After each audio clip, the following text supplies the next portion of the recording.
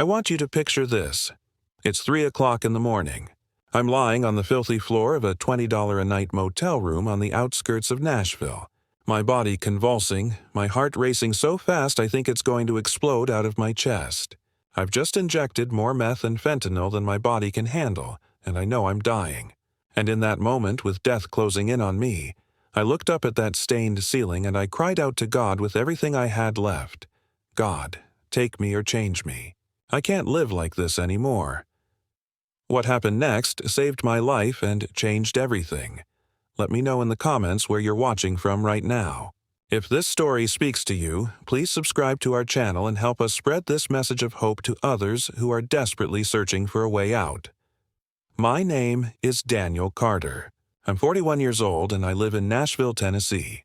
7 years ago, I was a hopeless drug addict lying on that motel floor, begging God to either end my life or transform it. Today, I'm a recovered addict, a worship leader at my church, and a man walking in the freedom that only Jesus Christ can provide. This is my testimony of how God met me at 3 in the morning and gave me a second chance at life. I grew up in a small town outside Nashville called Franklin. My childhood was complicated. My dad was a session musician who played guitar for some of the biggest country music stars in Nashville. He was talented, successful, and also an alcoholic who was rarely home. When he was home, he was either drunk or angry, or both. My mom tried her best to hold our family together, but she was fighting a losing battle against my dad's addiction and the chaos it created. I have 2 sisters, both older than me. They got out of that house as soon as they could, left for college, and never really looked back. I was the baby, the one left behind to witness the slow destruction of my parents' marriage. They finally divorced when I was 15, and by that point, I was already using drugs to cope with the pain and confusion of growing up in that environment. Music was my escape. I learned to play guitar from my dad during one of his sober periods when I was 12, and I fell in love with it immediately. Music made sense to me in a way that life didn't. When I played, I could express emotions I didn't have words for. I could create beauty out of chaos. I could be someone other than the scared, angry kid I was in real life.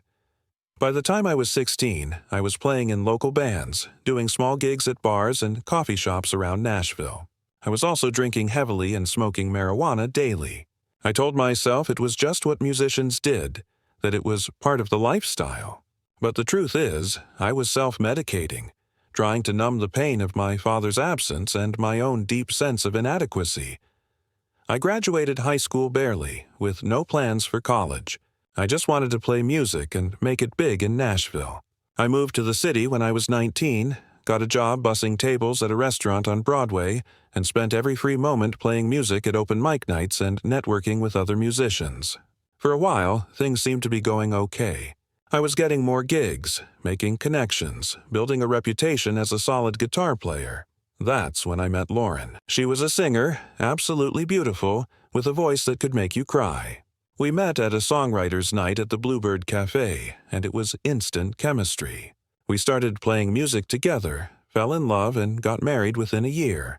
I was 23 years old, and I thought I had everything figured out. I had the girl, I had the music, I had the dream, but addiction doesn't care about your dreams. I was still drinking heavily, still smoking weed, and I'd started experimenting with cocaine to stay awake during long nights in the studio or at gigs. Lauren knew I used, but she didn't know the extent of it. I was good at hiding it, good at functioning while high, good at making excuses. We had our first child, a daughter we named Emma, when I was 25. Then a son, Jackson, 2 years later. I loved my kids more than anything, but I loved drugs more, and that's a horrifying truth to admit. I was physically present, but emotionally absent. I'd come home from gigs at 2 in the morning, high out of my mind, and Lauren would be waiting up, angry and hurt, and we'd fight. The same fight, over and over again, about my using, about my priorities, about whether I even wanted to be a husband and father. When I was 28, a friend introduced me to methamphetamine. He said it would give me energy, help me stay focused, make me more creative. And at first it did all those things. I could play for hours without getting tired. I could write songs faster than ever before. I felt invincible, like I'd finally found the thing that would take me to the next level. But meth is a monster. It grabbed hold of me and wouldn't let go. Within 6 months, I was using daily. I lost weight, stopped eating, stopped sleeping. My personality changed. I became paranoid, aggressive, unpredictable. Lauren begged me to get help, but I refused. I thought I had it under control. I thought I was fine. I wasn't fine. I was losing my mind and destroying my family. Lauren finally left me when I was 30. She took the kids and moved in with her parents. She filed for divorce and got a restraining order after I showed up at her parents' house one night, high and demanding to see my children. I'll never forget the look of fear in her eyes when she opened that door. The woman I loved was afraid of me. I was no different than my father had been, and that realization crushed me. But even that wasn't enough to make me stop. I lost custody of my kids. I only got supervised visitation twice a month, and half the time I was too high to show up. I lost gigs because I was unreliable, showing up late or not at all, or showing up so high I couldn't play. My reputation in the Nashville music scene, which I'd spent years building, was destroyed within months. I moved into a series of cheap apartments and motel rooms, spending every dollar I had on meth. I sold my guitars, my recording equipment, everything of value. I started dealing drugs to support my habit. I got arrested multiple times for possession, for theft, for disorderly conduct. I spent time in jail, went through court-ordered rehab programs that didn't work because I wasn't ready to stop. Somewhere along the way, I added opioids to the mix. Someone gave me some pills at a party, and I liked the way they made me feel, the way they took the edge off the anxiety and paranoia that the meth caused. Before long, I was using both, a speedball combination that was incredibly dangerous but gave me the high I was chasing. The next 3 years were a blur of darkness and destruction. I stopped caring about music, about my kids, about anything except getting high. I did things I'm deeply ashamed of, things I can barely talk about even now. I hurt people, I stole from people, I lied to everyone who tried to help me. I became someone I didn't recognize, a shell of a human being consumed entirely by addiction. I overdosed 4 times during those years. Each time, paramedics revived me with Narcan. And each time, as soon as I was released from the hospital, I went right back to using. I wanted to die, but I was too afraid to actually kill myself. So I just kept using, hoping that eventually one of those overdoses would be the one that finally ended it all. And then came that night, November 12th. I'd been on a 3-day binge, hadn't slept, hadn't eaten, just using continuously to stay high. I was staying in this disgusting motel room on Dickerson Pike, one of the rougher parts of Nashville. The room smelled like mold and cigarettes and despair. The carpet was stained, the walls were peeling, and there were cockroaches everywhere. I'd just scored some meth and what I thought was heroin from a dealer I barely knew. I prepared a shot, mixing both drugs together, and injected it into one of the few veins I had left that hadn't collapsed. The rush was immediate and overwhelming. My heart started racing, pounding so hard I could hear it in my ears. My vision started to blur. My chest tightened and I couldn't catch my breath. I knew immediately that something was very wrong. This wasn't a normal high. This was an overdose. The heroin had been cut with fentanyl, which I didn't know at the time, and the combination with the meth was shutting my body down. I tried to stand up, but my legs wouldn't work. I collapsed onto the floor, my body convulsing, foam coming out of my mouth. I thought, this is it. This is how I die. Alone in a cheap motel room, just another junkie who OD'd. No one will care. No one will even find me for days. And the worst part was, I felt like I deserved it. I'd wasted my life, destroyed every relationship, thrown away every opportunity. Death felt like the natural conclusion to the story I'd been writing with my choices. But in that moment, lying on that floor, something inside me broke open. Maybe it was the drugs, maybe it was the near-death experience, or maybe it was the Holy Spirit finally breaking through the walls I'd built around my heart. But suddenly, I was overwhelmed with grief for my wasted life, for my children who were growing up without their father, for the man I could have been but wasn't, and I cried out to God. Not a polite, religious prayer, but a desperate, agonizing plea from the depths of my soul. I said, God, If you're real, if you're there, please hear me. I can't do this anymore. I can't live like this. Either take me right now, end this suffering, or change me. Transform me into someone different because I can't be this person for one more day. Please, God, take me or change me. If this testimony is touching your heart, I want to encourage you to share this video with someone who's struggling. You never know whose life might be saved by hearing this message. Please take a moment to share it right now. And then the most extraordinary thing happened. The convulsing stopped.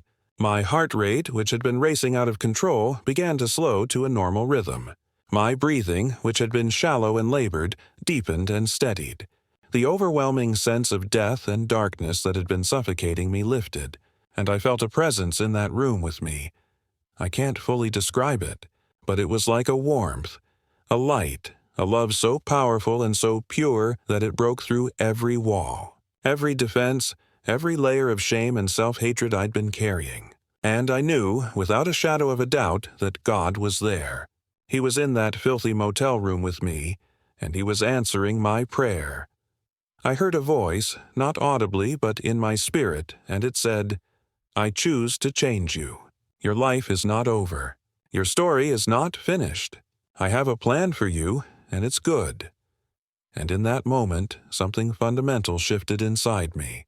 The desire to use, the craving that had controlled my life for over a decade, was gone. Just gone. Not suppressed, not managed, but completely removed. I lay on that floor for I don't know how long, weeping, feeling things I hadn't felt in years. I felt loved. I felt seen. I felt forgiven. I felt hope. And I knew that this was my moment, my divine appointment, my second chance.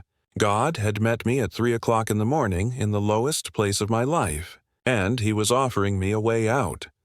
When I finally had the strength to move, I gathered up all the drugs I had left, all my needles and paraphernalia, and I threw them in the dumpster behind the motel. Then I called my mom, who I hadn't spoken to in over a year. It was 4 in the morning, and she answered the phone terrified, thinking I was calling to tell her I was in jail or worse. Instead, I said, "Mom, I need help. I'm ready to get clean. Please help me." She started crying, and she said she'd be there in 20 minutes. True to her word, she showed up, saw the state I was in, and took me straight to the emergency room. From there, I was admitted to a medical detox facility where I spent 7 days going through withdrawal. It was physically excruciating, the worst pain I've ever experienced, but I knew I had to get through it. God had given me a second chance, and I wasn't going to waste it. After detox, I entered a faith-based residential treatment program called Men of Valor. It's a year-long program that focuses on healing the whole person, body, mind, and spirit. We lived in a community house with other men in recovery, attended daily group therapy sessions, worked through the 12 steps, and studied the Bible every single day. For the first time in my life, I started to understand who God really is. Not the distant, angry God I'd imagined as a kid, but a loving Father who pursues His children even when they're running in the opposite direction. I learned about grace, the unmerited favor of God that says, "You don't have to earn my love. You already have it." I learned about redemption, the idea that God can take the worst, parts of our story, and use them for His glory, and for the good of others. One of the most powerful moments in my recovery came during a Bible study when we read the story of the prodigal son. This young man takes his inheritance, wastes it all on reckless living, ends up broke and desperate, and finally decides to go home and beg his father to take him back as a servant. But the father sees him coming from a distance, runs to him, embraces him, and throws a party to celebrate his return. That story wrecked me because I was the prodigal son. I'd wasted everything, destroyed my life, and yet God was waiting for me with open arms, ready to welcome me home. The program also taught me about community and accountability. I couldn't do recovery alone. I needed brothers who would encourage me, challenge me, pray with me, and hold me accountable. The men in that program became my family. We shared our deepest struggles, our darkest secrets, our biggest fears. There was no judgment, only love and support. That kind of authentic community was healing in ways I can't fully express. After completing the year-long program, I moved into a sober living house and got a job working at a construction company. It wasn't glamorous work, but it was honest work, and I was grateful for it. I attended recovery meetings multiple times a week and stayed connected to the church community that had supported me through treatment. The hardest part of my recovery was facing my ex-wife and my children. I'd missed 5 years of their lives while I was using. Emma was 11 and Jackson was 9, and they barely knew me. I wrote Lauren a letter, apologizing for all the pain I'd caused, for being a terrible husband, for failing as a father. I told her I didn't expect her forgiveness, but I wanted her to know that I'd changed, that God had transformed me, and that I wanted to be a father to our kids if she'd give me that opportunity. She was understandably skeptical. She'd heard me promise to get clean before, and I'd broken those promises every time. But she agreed to meet with me, along with her parents and a counselor, to talk about supervised visitation. That first meeting was one of the hardest things I've ever done. Sitting across from the woman I'd loved and hurt so deeply, seeing the pain and distrust in her eyes, was devastating. But I owned my mistakes. I didn't make excuses. I took full responsibility for the destruction I'd caused. Over the next several months, I slowly rebuilt trust with Lauren and my kids. I showed up for every scheduled visitation. I called when I said I would call. I followed through on every commitment. Emma and Jackson were cautious at first, not sure if they could trust this new version of their dad. But gradually, as they saw that I was consistent, that I was sober, that I was present, they started to open up. One of the most beautiful moments of my recovery was when Jackson, who was 10 at the time, asked me to come to his baseball game. It was the first time he'd invited me to anything, and I showed up early, sat in the stands, and watched my son play. After the game, he ran over to me with the biggest smile on his face and said, "Did you see my hit, Dad?" And I just hugged him and said, "I saw it, buddy. I'm so proud of you." That moment, that simple father-son moment that so many people take for granted, meant everything to me because I'd almost lost the chance to ever experience it. Lauren and I never got back together romantically, and I understand why. I'd broken her trust too many times, caused too much pain. But we've been able to build a healthy co-parenting relationship. We communicate respectfully. We support each other in raising our kids, and she's told me multiple times that she's proud of the man I've become. That means more to me than I can express. During my second year of sobriety, I started playing guitar again. At first, I was afraid to pick it up because so much of my addiction had been tied to my music career. But my sponsor encouraged me to reclaim that part of my identity, to use the gifts God had given me for His glory instead of my own destruction. I started playing at church, leading worship, using my music to point people to Jesus instead of using it to chase fame and fortune. Music took on a completely different meaning in my recovery. It was no longer about me, about my ego, about proving something. It became about worship, about expressing gratitude to God for saving my life, about using my story to bring hope to others. I wrote songs about my journey, about the darkness I'd walked through, about the light that found me in that motel room at 3 a.m. I've been sober now for 7 years. 7 years of showing up, of doing the work, of staying connected to God and to my recovery community. 7 years of restored relationships, of being present for my kids, of living with purpose and meaning. 7 years of freedom that I never thought I'd experience. I now work full-time as a recovery coach and worship leader. I mentor other men who are fighting the same battles I fought. I share my testimony at churches, treatment centers, and recovery meetings across Tennessee. I've seen God use my story to reach people who were on the brink of giving up. People who needed to know that no matter how far they've fallen, God can still reach them. People often ask me, what was different about that night? Why did that prayer work when so many others hadn't? And I tell them it wasn't about the prayer itself. It was about my complete surrender. For the first time in my life, I stopped trying to control things, stopped making deals with God, stopped holding back parts of myself. I came to Him completely broken, completely desperate, completely willing to let Him do whatever He needed to do in my life. And that's when transformation became possible. Before I finish this story, I want to ask you to do something. If you're struggling right now, if you're in that dark place where I was, reach out for help. Call a treatment center, go to a recovery meeting, talk to a pastor or counselor. Don't wait for rock bottom to get worse.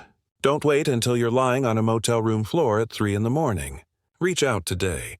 Your life is worth fighting for. The verse that has meant the most to me in my recovery is from 2 Corinthians chapter 5, verse 17. It says, "Therefore, if anyone is in Christ, the new creation has come. The old has gone, the new is here." That's my testimony. The old Daniel, the addict, the man who destroyed everything he touched, is gone. God has made me a new creation. He's given me a new heart, a new mind, a new purpose. My relationship with my children is stronger than it's ever been. Emma is 18 now, about to graduate high school, and she recently told me that watching my recovery has taught her more about God's grace than anything else in her life. Jackson is 16 and we have lunch together every week. He's told me that he wants to help people struggling with addiction when he grows up because he's seen what God can do in a person's life. I'm also in a healthy relationship now with a woman named Rachel, who I met at church 3 years ago. She knows my whole story, every ugly detail, and she loves me anyway. We're taking things slow, building a foundation based on faith and mutual respect. For the first time in my life, I'm in a relationship where I'm not hiding anything, where I can be completely authentic, where I'm loved for who I am, not who I'm pretending to be. My mom tells me all the time how grateful she is to have her son back. She never stopped praying for me, even when it seemed hopeless, even when everyone else had given up. She believed that God would save me, and she was right. Her faith sustained me even when I had no faith of my own.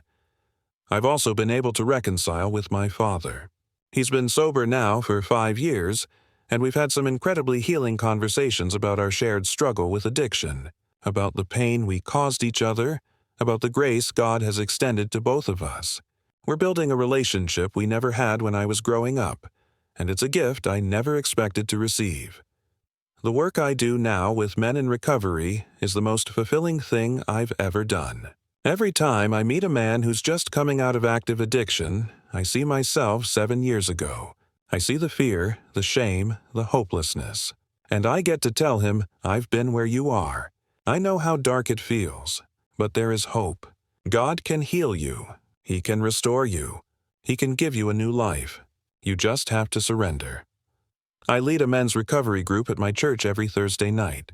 We study Scripture, share our struggles, pray together, and hold each other accountable. I've watched men transform before my eyes. I've seen guys who were living on the streets move into stable housing. I've seen guys who'd lost everything rebuild their lives. I've seen broken men become whole through the power of God's love. There's a quote I love that says, "God doesn't call the qualified. He qualifies the called." That's been true in my life. I had no business leading worship or mentoring others. I was completely unqualified by any human standard. But God took my mess and turned it into a message. He took my brokenness and used it to bring healing to others. That's the beauty of redemption. 7 years ago, I was lying on the floor of a motel room at 3 in the morning, begging God to either take me or change me. He chose to change me, and I'm eternally grateful. Every day I wake up sober is a gift. Every moment with my kids is precious. Every opportunity to use my story to help someone else is an honor. This is the life God intended for me all along, and I almost missed it because I was too busy chasing a high that would never satisfy. If you're watching this and you're struggling, I want you to hear me clearly. It's not too late. No matter what you've done, no matter how far you've fallen, no matter how many times you've failed, God is still there, waiting for you to cry out to Him. He's not angry with you. He's not disgusted by you. He loves you, and He has a plan for your life that's better than anything you can imagine. The prayer I prayed that night, "God, take me or change me," was the most honest prayer I'd ever prayed, and God answered it. He chose to change me, to transform me, to give me a new life. And He'll do the same for you if you let Him. All you have to do is surrender, admit that you can't do this on your own, and ask Him for help. That motel room at 3 in the morning was the end of one life and the beginning of another. The overdose ended, but my new life began. And that new life has been more beautiful, more fulfilling, more purposeful than anything I experienced in my addiction. God specializes in taking broken people and making them whole. He specializes in redemption stories. And He wants to write one for you. Thank you for listening to my story. Thank you for allowing me to be vulnerable with you, to share the darkest parts of my past and the beautiful transformation God has worked in my life. My prayer is that something I've said has given you hope, has inspired you to reach out for help, has reminded you that you're not alone in this fight. You are loved. You are valuable. You are worth saving. God has a plan for your life, and it's good. Don't give up. Don't quit. Reach out for help today. Call someone, go to a meeting, talk to a counselor or pastor. Take that first step, and watch God meet you there. He's waiting for you with open arms, ready to give you the new life you've been longing for. God bless you. May you experience the same freedom, the same transformation, the same abundant life that God has given me. It's available to everyone who calls on His name. Today is your day. Today is the day your new life begins.